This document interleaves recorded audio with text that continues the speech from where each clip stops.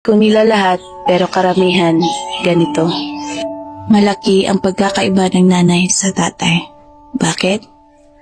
Ang tatay, magtrabaho lang yan at may bigay na sweldo sa nanay. Responsableng tatay na siya. Pagsabihan ng anak ay sapat na. Pero, ang nanay ay nanay yan.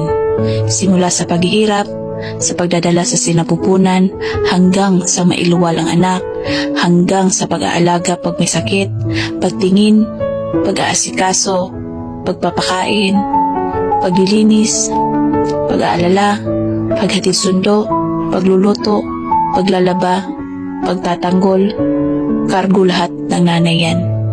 May isa lang na hindi ka magampanan dyan, irresponsableng nanay ka na. Ang tatay, pag nagbigay na ng pera sa nanay, kadalasan nanay pa din ang mumblema kapag kulang. Kapag nanay nagkasakit, pipilitin pa rin kumilos.